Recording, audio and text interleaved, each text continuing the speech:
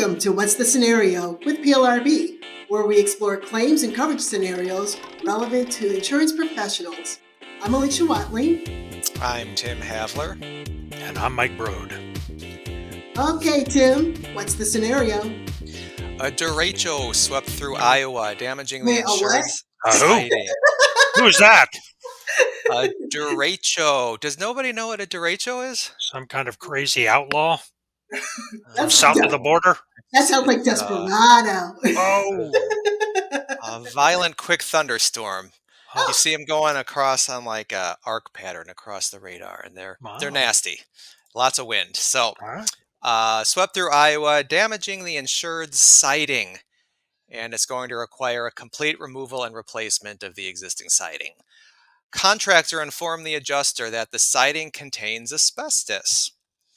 It wasn't disturbed, that is, the asbestos was not disturbed by the windstorm, and it's safe now, but it will be disturbed when it's removed, so it's going to have to be done by specially licensed professionals with hazmat suits and the works according to proper procedures.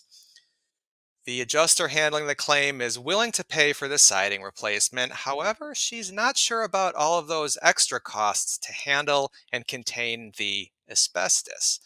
After reading down the policy exclusions in the 2011 ISO HO3, she saw two that looked interesting. First was the pollutants exclusion.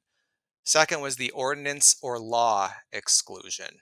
She's seeking information about whether either of those applies to the extra asbestos abatement costs. So, if you can't tell by now, today's episode is all about asbestos. When I was growing up, which would be the 80s and the 90s, I remember all of the lawyer commercials about it was a big mass tort. It still is a big mass Still tort is, yeah. about all of the health issues that it presented. So, Mike, Yeah. if you could dip back to your property days, what would you say are the most common building materials that you found that did have asbestos that was put in way back when? All sorts of things, because at the time it was a miracle substance that was safe, quote unquote, and retained or wouldn't allow heat to transfer. So I can recall a bunch of stuff covering like pipes to keep them warm or cold, whatever you wanted. I can remember things like the siding in your claim, which actually my parents, the house I grew up in, had asbestos siding, and they had to be very cautious. They upgraded to a vinyl siding, and you didn't want to disturb that asbestos siding. Leave it alone. Don't touch it.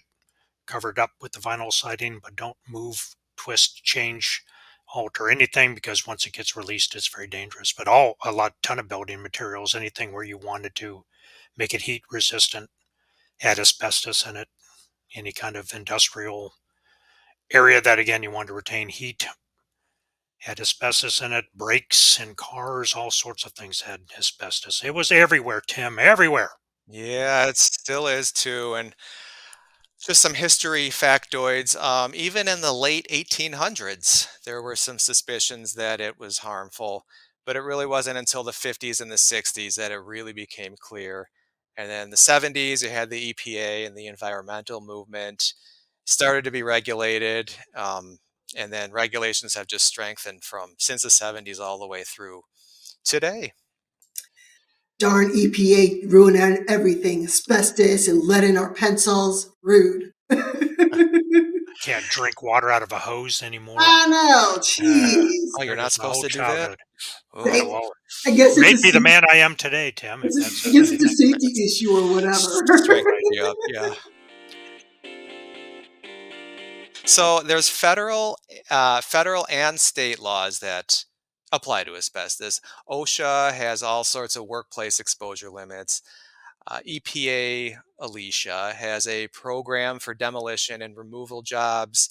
And then on the state level, you have things like licensing, certifications, notifications, all sorts of stuff. So you're looking at this big patchwork, both state and federal, not my area of expertise. But to the adjuster's point about the ordinance or law exclusion, there's tons of laws that do apply to that asbestos remediation. So in this scenario, Tim, we've got a windstorm, apparently Derecho. derecho, yes, and it should be a covered peril, right? Wind certainly covered. There's damage to the siding, but what about that? All those costs to kind of remove the asbestos and to gear yourself up in all those cool hazmat suits and whatnot. That's certainly more expensive than just a normal contractor coming in and doing a repair. So Yeah, she have a point here? Is that something that maybe might not be covered, or is it going to be covered because it's all you can do? yeah, that's a big extra expense. So let's start with the general rule that when you have a covered loss, and here we have a covered windstorm loss to the siding, the insurance company should include everything, everything necessary to make that repair. So, for example, if the workers needed scaffolding or a harness, that's part of the repair, that's covered. If you need to wrap up furniture and haul it away and move it and store it so that you can have access to the building repair, that's part of the building repair. So, all of this stuff is included in the repair except if you can point to an exclusion. And asbestos is included in the repair unless you can point to an exclusion. And here the adjuster was looking at two and she's wondering if either of them have some relevance. Certainly sounds like a pollutant to me, Tim. It most definitely is a pollutant, but there are some problems here. Okay, so at least the vast majority of cases that I'm aware of, have said that asbestos is a pollutant. So I don't think we need to spend too much time on that. But there's two problems. One, as you know, the pollutants exclusion doesn't apply if it was released by a coverage C peril. Uh, Here we do have windstorm. Maybe it didn't directly release it, but it started this whole chain of eventually needing to do the remediation. So that's one thing. Two, if you look closely at that pollutants exclusion, it says the discharge, dispersal, seepage, migration, release, or escape of pollutants. Well, none of those things have happened yet. It's still safe in the siding until we go in and do something. By then, it's not part of the fortuitous loss. So I would say close, but probably no cigar on the pollutants exclusion. Okay. But does the ordinance or law of exclusion apply? aha. Okay, this is the second one, and this is the one we really need to focus on. Oh, it sounds so good. Any loss caused by an ordinance or law. You have extra costs here caused by laws. And that exclusion actually says it applies to requiring any insured or others to test for, monitor, clean up, remove, contain, treat, detoxify, or neutralize, or in any way respond to or assess the effects of pollutants. So that's interesting. We're kind of including the pollutants as a component in this. But with all that said, I'm still going to say probably no to this exclusion. And the reason is, what's it for to begin with? It's for building code type of issues, code upgrades, demolitions. That's really why we put it in the policy. Maybe you could make a literal technical argument, but I don't know if that's going to do very well in court. And then you just think about it. If we're going to say ordinance or law exclusion applies anytime there's a law that has anything to do with a repair, are we going to be excluding just about everything? There's always some regulation on your repair. So if it's just a common sense safety issue, like something that you would normally do as part of the repair to be safe for your workers, that's part of the repair. And that probably shouldn't be excluded as an ordinance or law. That has always been PLRB's thinking historically. It's also what the majority of courts have held over the years. Again, these common sense safety measures, like special suits, they're part of replacement cost. And it goes back to because it was a covered peril, the windstorm that set this whole thing in motion, right? Ooh, Or good not? point. Actually, not for that's true for pollutants, but for Okay. ordinance or law, I'm glad you brought that up, Mike. It, that has the anti-concurrent causation preface, The who to what? which says If this exclusion applies, then any other causes in any sequence, the exclusion still applies. So Hmm. it's you avoid the proximate cause analysis. As long as this exclusion was somewhere in the chain, then the other peril, in this case windstorm, doesn't actually matter for what we're talking about.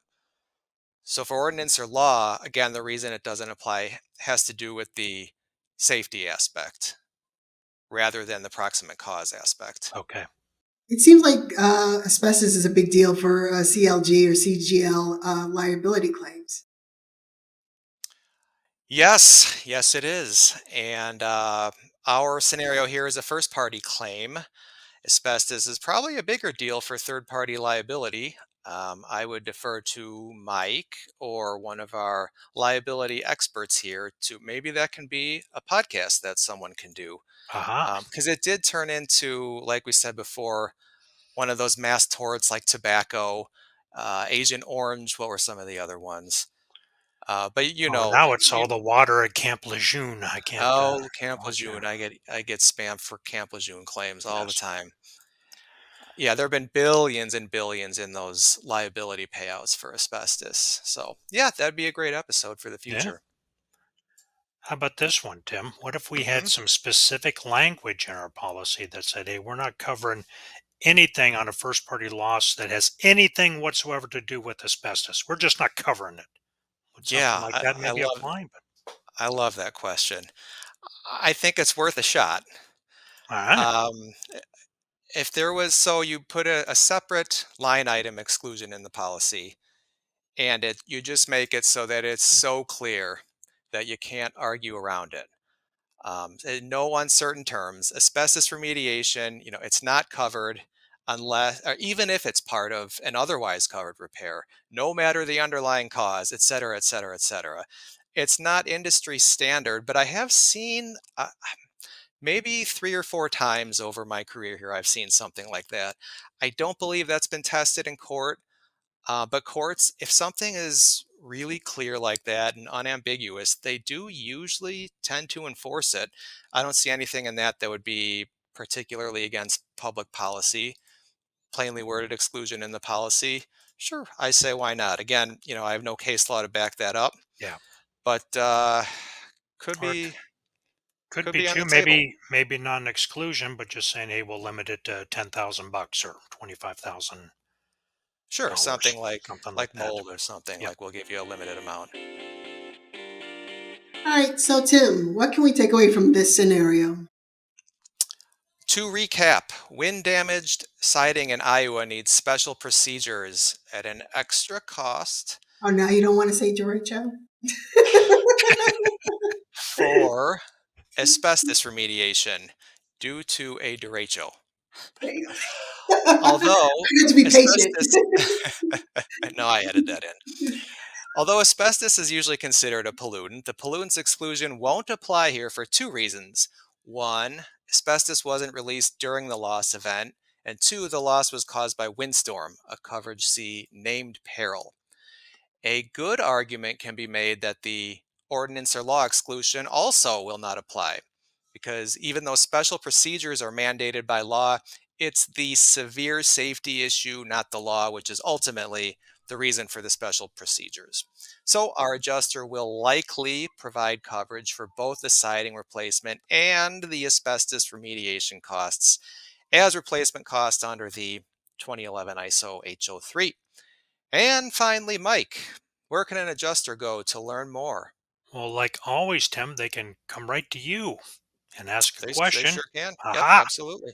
But likewise, there's plenty of good coverage questions already out there at plrb.org on asbestos when there's a covered loss, pollution exclusions and how they apply, and even one on asbestos removal after a water loss. And Alicia, can we share those in the show notes? Absolutely. And Yay! also in the show notes, you can find a recap of the key points made from this episode. You can find links to our social media and information on how to submit your own adjuster story. So don't forget to subscribe, rate us, and we'll see everyone next time.